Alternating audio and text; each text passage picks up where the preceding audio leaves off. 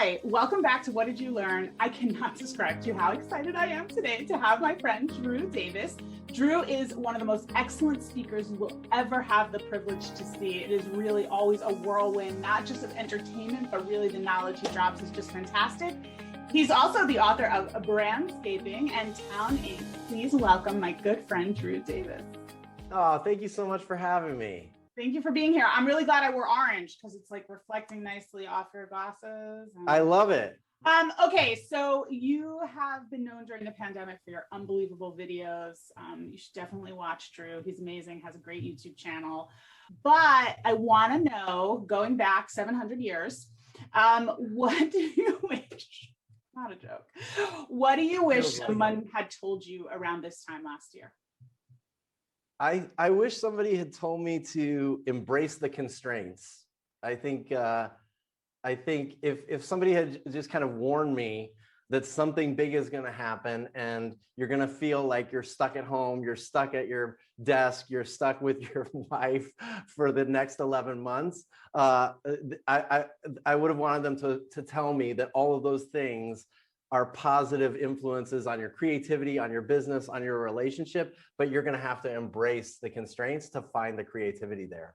Did you, like a lot of us who are used to being on the road and speaking and being creative, did you find yourself, like, I know for myself, I suffered like a little bit of a dip in my mental health. Like, I was like, wait, what's going on here? Like nothing, like my whole life had to reorient itself. Oh yeah, I think there was a delayed reaction for me. Like it wasn't like immediately I felt that. I felt like there was this flurry of activity. I had to figure out what I was going to do instead of, travel, and all these events that had booked me needed something, and I wanted to do something unique and different. So I felt like I was buried in the work for a while. And then when I figured it out, by the end of the summer, I did have this like, kind of, man, I feel alone and stuck, and I'm just doing the same thing as yesterday.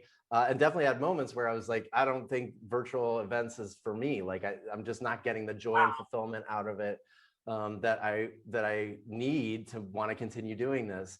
And the only thing that helped me get out of it was a break. Like I took 10 days off around the holidays, and like I didn't even put an autoresponder on. I didn't respond to one email. I didn't talk business or think business. And I came back kind of refreshed and renewed and ready to try again. And it really did help.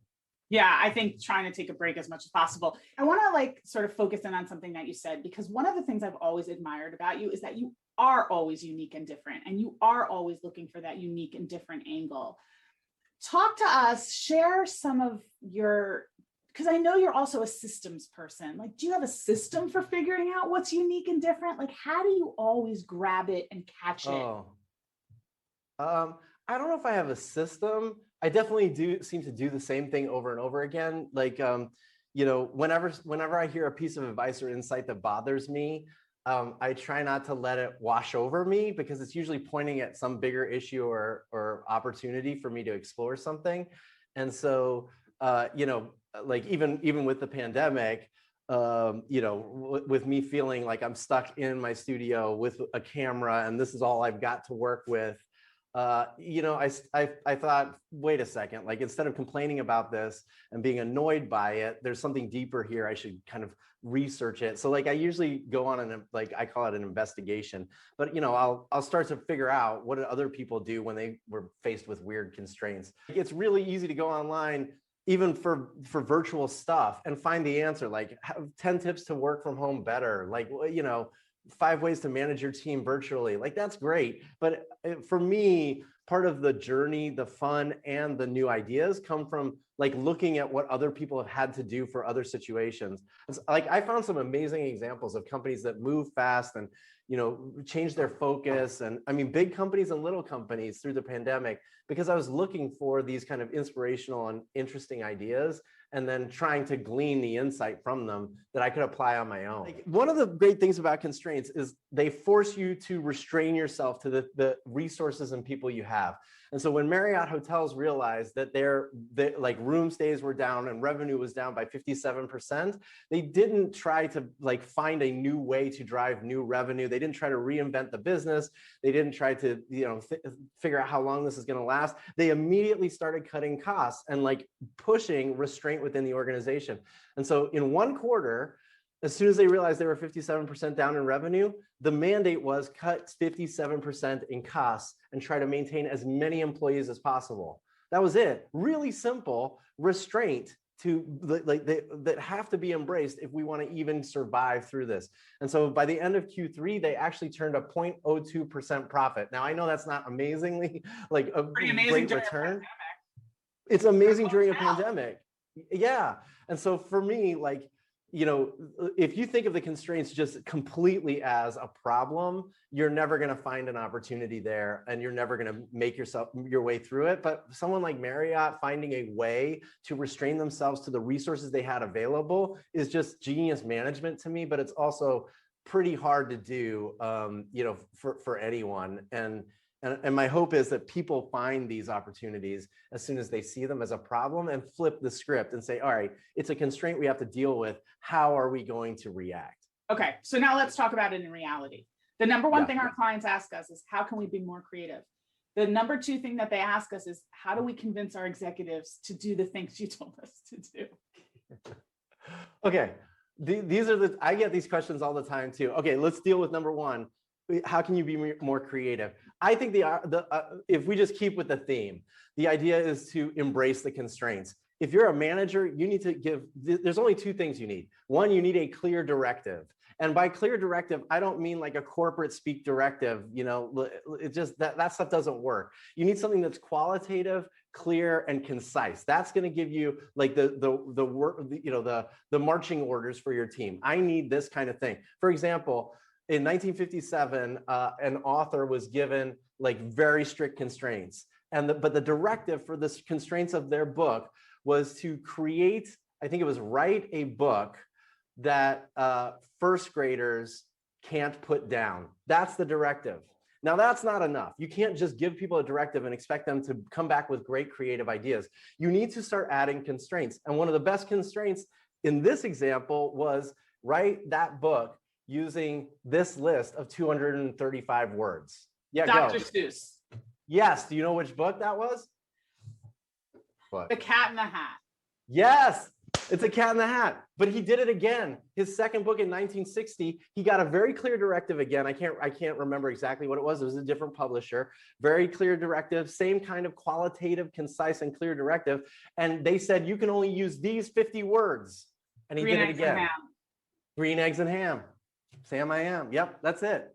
Right. So if we want our teams to be creative, clear directive, and start adding some constraints, and those constraints actually spark innovation and creativity, it feels more like a challenge than it does just a blue ocean idea. So embracing the constraints will make a big difference there. And how do you get your C-level executives to buy into to an idea or a marketing campaign or fill in the blank here? For me, the answer has always been, stop selling the idea, start showing me the idea, start demonstrating its success in even the smallest ways. Like if you were trying to get someone to, give you a budget to execute a content marketing campaign, execute your own internal content marketing campaign targeted at the executives to prove the value of content marketing. And when they ask, what are you doing? You can say, well, hey, now that you know about content marketing, this is what I'm trying to do, whatever it is. But I think we spend a lot of time trying to pitch and present the idea in total without without showing them the power of whatever it is we're trying to do. So let's take that tactically, right? So I'm sitting in a meeting and we've told everybody what we're trying to do and we've accomplished it. And what I find, and I remember the first time this happened to me, I won't say the company, it was basically a Fortune 10 company, and I'm sitting around the table and we're pushing and we're getting there, and finally we get there and absolutely nobody wants to make a move. Everybody's afraid, everybody's scared, nobody wants to lose their job. And I have to say, honestly, that one of the things I love about working in healthcare is that in healthcare, sometimes people are willing to push. You'd be surprised, but they are willing to try to get more creative because there is more reward for it, especially now as their real thrust of their audience is women and, women of a certain age. But I find that in other industries sometimes, and even within healthcare itself, it's just this, we have to show the robot surgery thing. We have have to show the doctor. We have to show the like 4 doctors who are all white men standing there with their arms crossed, looking at you like, do you need bariatric surgery? So. And it's really frustrating. At the end of the day, like all great marketing is risky marketing. And that's the bottom line. If your team is not willing to take the risk, there is no convincing that's going to make it work. That means for me, that means they're Me Too marketers. They're looking at somebody else's hospital or healthcare organization and saying, look, on their homepage, they have the 4 white guys standing there saying, do you need bariatric surgery? We need our homepage to look like that. But if they're still not willing to take a risk, you're never going to convince them. And my advice to those, when I hear that from employees, people who are employed by an organization that will not take a marketing risk, my recommendation is always, you need to find a better environment that is going to and willing to take a risk every so often. Otherwise, your creative ideas are just going to be trampled and you'll never get anything past them. I also try to draw from a lot of different things, you know what I mean? But I find myself going back to the same things and watching them over and over again. So I'll give you an example right now. For me, it's Schitt's Creek. People begged me to watch Schitt's Creek. Begged. Literally, one of my friends said she would give $50 to charity if I would watch it. And I tried 3 times. I tried watching it. I watched the pilot episode 3 times. I was like, I hate these people. They're horrible people. I don't want to watch the show. Have you watched it? I have. Okay. Yes, I have. I want to hear the rest of your story first, then I'll explain. Okay. So I have an 18-year-old daughter, and she said to me, listen, we're going to watch it together. Everybody says it's so great. We're just going to power through the first 4 episodes. We're just going to watch them, and they're going to be horrible. And I'm like, that's a big commitment. But every episode is only like 22 minutes long. So it's basically you watched an hour of TV. You've gotten through 3 episodes. And we watched season 1, and we looked at each other, and we were like, well, it's okay. It's not amazing. Fine, we got to season 2, and then all of a sudden in season 3, it just became like we fell in love with the characters. Yeah. And I keep watching the end of season 2 and the beginning of season 3 to figure out how they did it. And I cannot figure it out. I mean, I can't. I love it. So when you said you can figure it out and you can't, what's the can part? What did you figure out? So the can part to me is that Roland's sitting at the table and he basically admits that these old people from his old life were hideous people, and Rosalind and Roland, Jocelyn and Roland have been really fantastic to them. And then they go to this party and they dance together to Precious Love and they say, I love you. And it's kind of like, you know what I mean? So that to me is where it changes. I'm going to be totally honest with you. I still can't get past season 1. Okay. And I've had the same thing. I will give $50 to charity. All right. If you will. I will do it. Like the Orange Effect Foundation. That's a bet. Joe Pulizzi, you heard it here first. You heard it here first. The end of season 6, though. I will do it just for the $50 to go to Joe's charity. That's it. That's a deal. But here's what I think, and I'll watch it with this eye so that we can come back and revisit it. But here's what I think. I think that the characters are unidimensional in all the episodes I watched, right? There is no depth to them.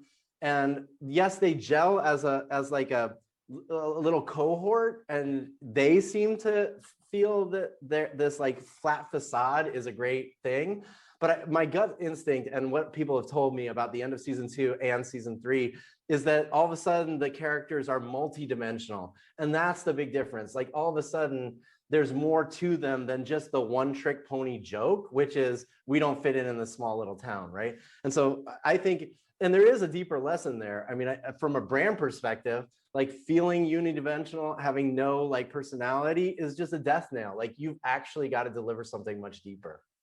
I agree with you. And I also think, I don't know if you saw this, but there was a video that somebody put together of like every brand was like, in these unprecedented times, we're here for you. During this time of great uncertainty. During these uncertain times. During these uncertain times. In uncertain times. In uncertain times. Uncertain times. Unprecedented times. Unprecedented times. You know, and that's unidimensional marketing. All right, last question for you. This is so much fun. Yes. I could spend all day with you. Where are we going to be in 18 months besides having a drink together somewhere on your boat? Yeah. That I really hope is true. I hope in 18 months, we've actually learned something. And for me, this has been a real learning moment. We're quick to forget the lessons. I think we're not quick to forget what we went through. But I think the lessons from what we've learned, I hope stay with us a long time. And for me, it is all about the constraints. Like I've learned so much. I've got a new routine. I feel like I'm a different person. Once I realized I could just take all of this stuff that feels restrictive and flip it on its head and make something new of it. But if I forget that in 18 months, I'm going to be really upset with myself. Drew, where can people find you? My website is akadrewdavis.com. You can find a link to my YouTube videos there. You can find me on LinkedIn. Just search for Andrew Davis, author, and I come up. And you can find me on Instagram fairly often. I'm at Drew Davis here on Instagram. And where can people get your glasses? Oh my Lord, these are the same glasses that Al Roker wears. What are they called? They're handmade Dom Vitro. Excellent. It's some LA place. Good to know. Good to know. Thank you so much. Where can people get your glasses before we let everybody go? iBobs. Oh, I love it. Okay, great. Now we're good. We came full circle. We sure did. Thank you so much for coming. It was great to have you.